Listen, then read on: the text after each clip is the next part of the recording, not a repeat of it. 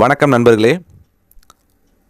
அரசு ஊழியர்களுக்கு பணிக்கொடை விதிகளில் முக்கிய மாற்றம், வழிகாட்டுதல்களை வெளியிட்ட மத்திய அரசு என்னங்கிறத இந்த வீடியோவில் முழுவதும் பார்க்கலாம். அதுக்கு முன்னாடி நம்ம சேனலை இது வரைக்கும் சப்ஸ்கிரைப் பண்ணலன்னா சப்ஸ்கிரைப் பண்ணி வச்சுக்கோங்க.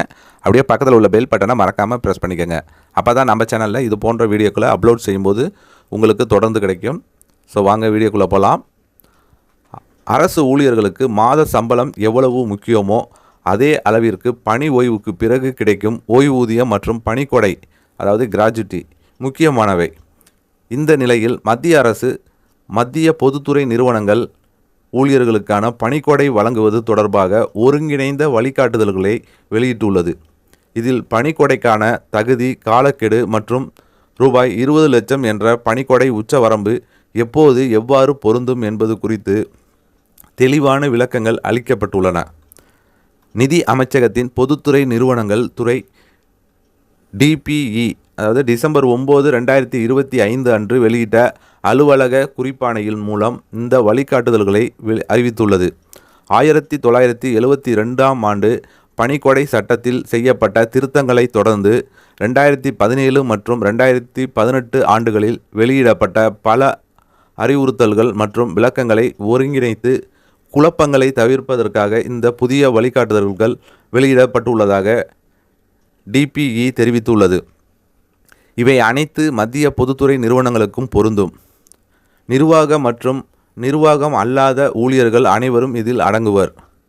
பணிக்கொடை உச்சவரம்பு தொடர்பாக 2018ஆம் ஆண்டு பணிக்கொடை திருத்த சட்டத்தின் மூலம் 1972 சட்டத்தின் பிரிவு 4(3) திருத்தப்பட்டது. அதன்படி முன்பு இருந்த ரூபாய் 10 லட்சம் என்ற நிலையான உச்சவரம்பு நீக்கப்பட்டு மத்திய அரசு அவ்வப்போது அறிவிக்கும் தொகை என மாற்றப்பட்டது. இதனைத் தொடர்ந்து தொழிலாளர் மற்றும் வேலைவாய்ப்பு அமைச்சகம் திருத்தப்பட்ட விதிகள் மார்ச் 29, 2018 முதல் நடைமுறைக்கு வந்ததாக அறிவித்தது. மேலும் சட்டத்தின் கீழ் ஒருவருக்கு வழங்கப்படும் பணிக்கொடை ரூபாய் 20 லட்சத்தை தாண்டக்கூடாது என்றும் தெளிவுபடுத்தப்பட்டது.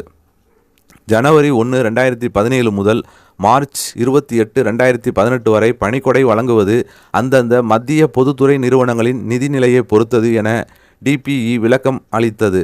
குறிப்பாக 3/8/2017 தேதியிட்ட வழிகாட்டுதல்களின் கீழ் IDA ஊதிய முறையில் சம்பளம் திருத்தப்பட்ட நிர்வாகிகள் மற்றும் தொழிற்சங்கத்தில் சேராத மேற்பார்வையாளர்களுக்கு பணிக்கொடை வழங்குவது சம்பந்தப்பட்ட நிறுவனங்களின் நிதி திறனை சார்ந்ததாக இருக்கும் என கூறப்பட்டுள்ளது. எளிமையாக சொன்னால், இந்த காலகட்டத்திற்கான பணிக்கொடை தொகையை நிர்ணயிக்க மத்திய பொதுத்துறை நிறுவனங்களுக்கு நிதி சுமையை ஏற்கும் திறனில் அடிப்படையில் சுதந்திரம் வழங்கப்பட்டது. ஆனால் மார்ச் 28, 2018 அன்று அல்லது அதற்கு பிறகு செலுத்தப்பட வேண்டிய பணிக்கொடை தொடர்பாக விதிகள் முற்றிலும் தெளிவாகவும் கட்டாயமாகவும் உள்ளன. அந்த தேதிக்கு பிறகு அனைத்து மத்திய பொதுத்துறை நிறுவனங்களுக்கும் தங்களின் நிதி நிலை ஏதுவாக இருந்ததாலும் ரூபாய் 20 லட்சம் வரை பணிக்கொடை வழங்குவது கட்டாயம் என அலுவலக குறிப்பாணையில் குறிப்பிடப்பட்டுள்ளது. இந்த விதிமுறை 1972ஆம் ஆண்டு பணிக்கொடை சட்டத்தில் செய்யப்பட்ட சட்டப்பூர்வ திருத்தத்தின் அடிப்படையில் வந்ததால் CPSES இல் பணிபுரியும் அனைத்து ஊழியர்களுக்கும் அது பொருந்தும். மேலும் 7வது மத்திய ஊதிய குழுவின் அடிப்படையில் ஜனவரி 1, 2016 முதல் பணிக்கொடை உச்சவரம்பை 10 லட்சத்திலிருந்து ரூபாய் 20 லட்சமாக உயர்த்திய அரசாங்கத்தின் முடிவு மத்திய பொதுத்துறை நிறுவன ஊழியர்களுக்கு பொருந்தாது என்றும் DPE தெளிவுபடுத்தியுள்ளது. அதாவது மத்திய அரசு ஊழியர்களைப் போல CPSE ஊழியர்கள் 2016 முதல் இந்த உயர்த்தப்பட்ட உச்சவரம்பை கோர முடியாது என்பதே இதன் பொருள். இறுதியாக இந்த ஒருங்கிணைந்த வழிகாட்டுதல்கள் சரியாக அமல்படுத்தப்படுவதை உறுதி செய்யுமாறு அனைத்து நிர்வாக அமைச்சகங்களையும் துறைகளையும் பொதுத்துறை நிறுவனங்கள் துறை கேட்டுக்கொண்டுள்ளது.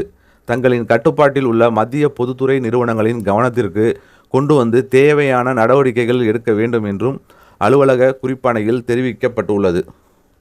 ஸோ கண்டிப்பாக இந்த வீடியோ உங்களுக்கு ஒரு பயனுள்ள வீடியோவாக இருக்கும்னு நினைக்கிறேன். இந்த வீடியோ உங்களுக்கு பிடிச்சிருந்துச்சுன்னா லைக் பண்ணுங்கள். கமெண்ட் செக்ஷனில் உங்களுடைய கருத்துக்களை கமெண்ட் பண்ணுங்கள். உங்கள் உறவினர்கள், நண்பர்களுக்கு ஷேர் பண்ணுங்கள்.